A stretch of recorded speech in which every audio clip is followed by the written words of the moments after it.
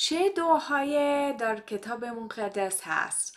خب این یک سوال هست که بینندگان از کانالم پرسید و در این ویدیو میخوام بهت دعاهای که توی کتاب مقدس نشون بدم. خب کتاب مقدس پر از دعاها هست.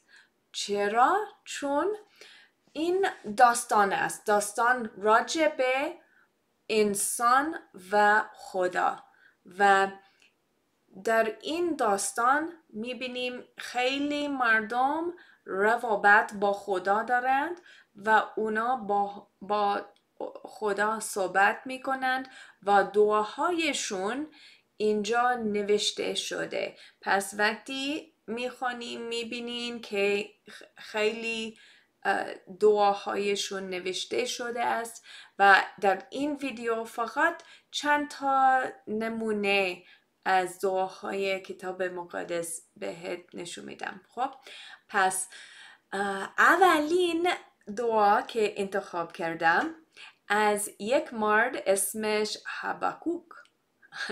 حبکوک یک مرد بود که خیلی ضد خدا شکایت کرد. خب او خیلی شکایت داشت که گفت به خدا گفت. خب و گاهی اوقات ما فکر میکنیم نمیتونیم به خدا شکایت کنیم. خب ولی خدا خیلی دوست داره وقتی همه که توی قلبمون توی دلمون میاریم بهش و اگر شکایت دارید میتونین با خدا صحبت کنین، میتونین شکایت بکنین.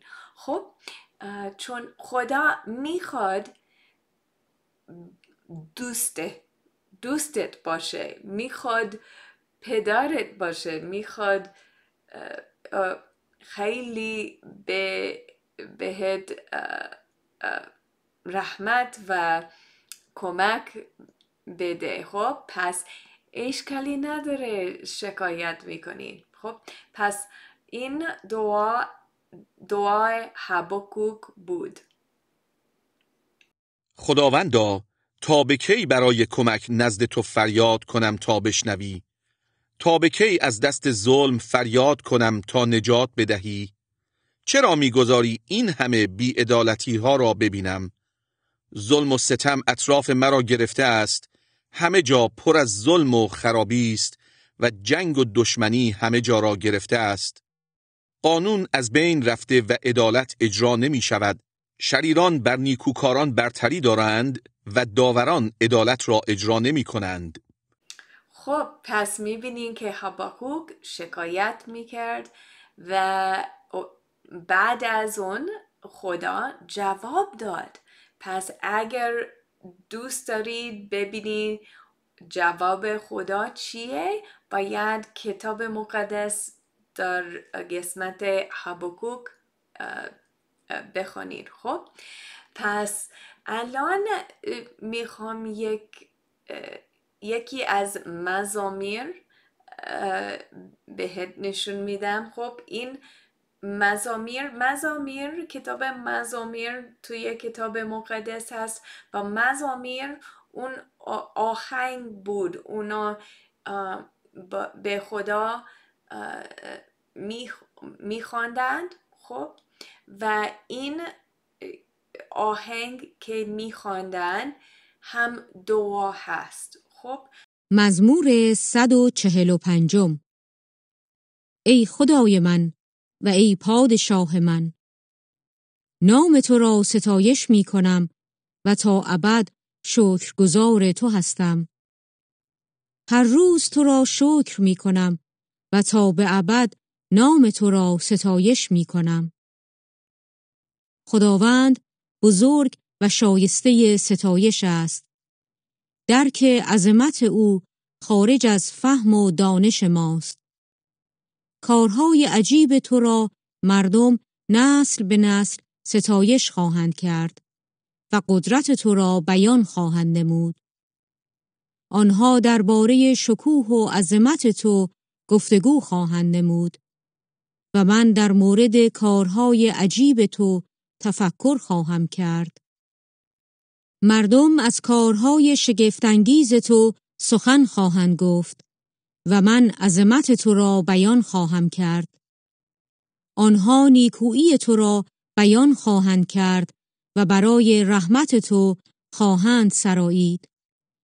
خداوند مهربان و رحیم است، دیر غضب می کند و پر از محبت پایدار است. او با همه مهربان است و تمام مخلوقات خود را دوست می دارد.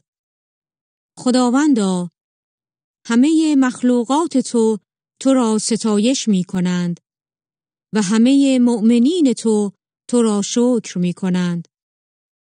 آنها از جلال و شکوه سلطنت تو حرف می زنند و قدرت تو را بیان می کنند. پس همه مردم شکوه و جلال پادشاهی تو و تمام کارهای عجیب تو را خواهند دانست. سلطنت تو جاودان و فرمانروایی تو پایدار و ابدی است. خداوند به وعده‌های خود امین است. او در تمام کارهایش رحیم می باشد. خداوند کسانی را که در سختی و مشکلات هستند کمک می کند و افتادگان را برمی خیزاند. چشم امید همه به توست، زیرا تو روزی آنها را بر حسب احتیاجشان عطا می کنی. به اندازه کافی به آنها می دهی و حاجتشان را برآورده می سازی. خداوند در تمام کارهایش عادل و مهربان است. خداوند نزدیک کسانی است که با صداقت و راستی طالب او هستند. آرزوی کسانی را که از او می ترسند برآورده می سازد. از آنهایی که او را دوست می دارند حمایت می کند، اما شریران را از بین می برد. من پیوسته خدا را ستایش می کنم. تمام مخلوقات همیشه او را ستایش نمایند.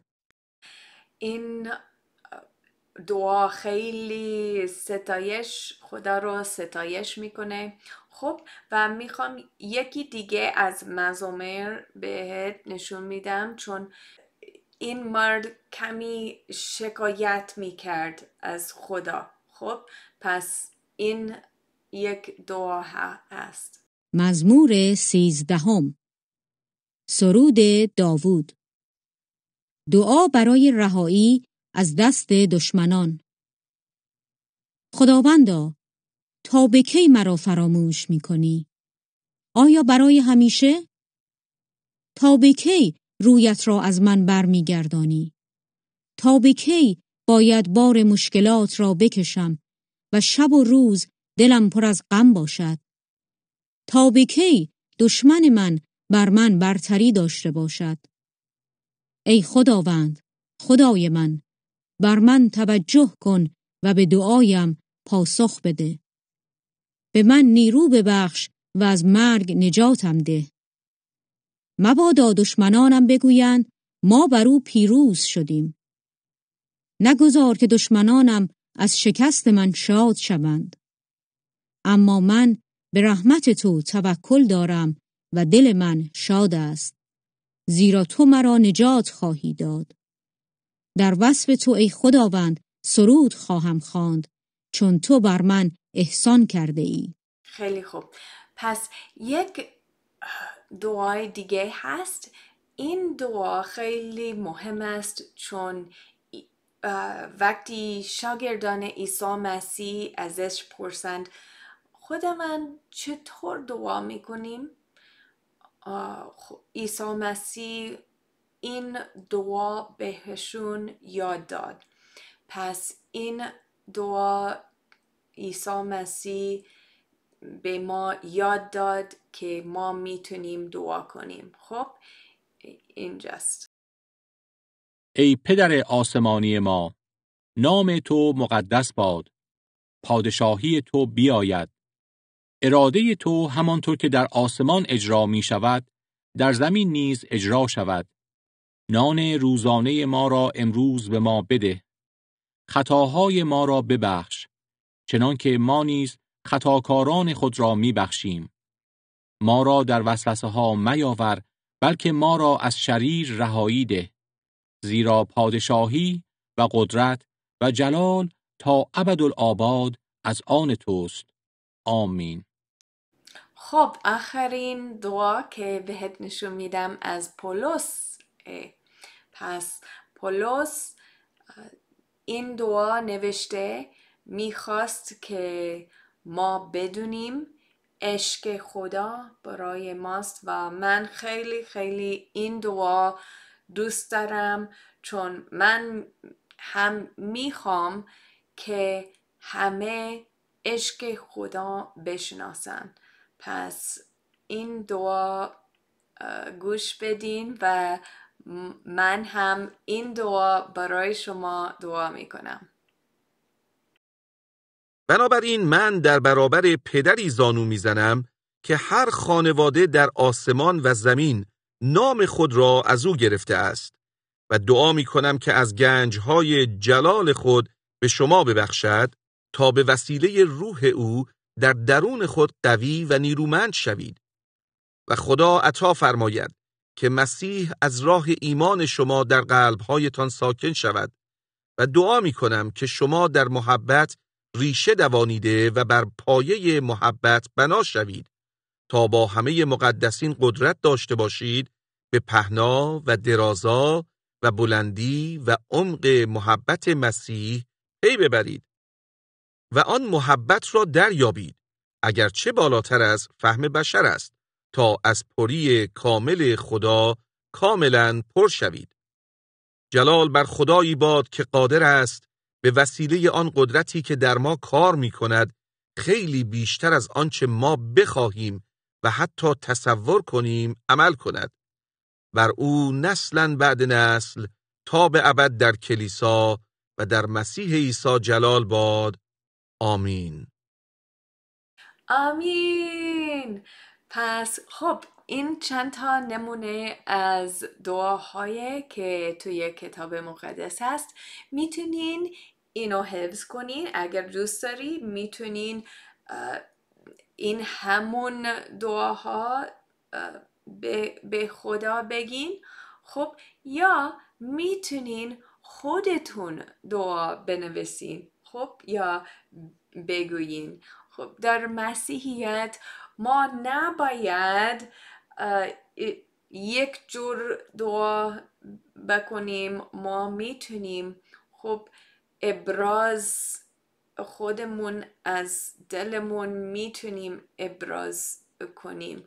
خب خدا منتظر صدایتونه. خدا دوست داره که خودتون بهش دعا کنین و مثل گفتگو با دوستتون. خب پس امیدوارم که این مفید بود و کمک میکنه تا بتونین روابط خوب با خدا داشته باشی.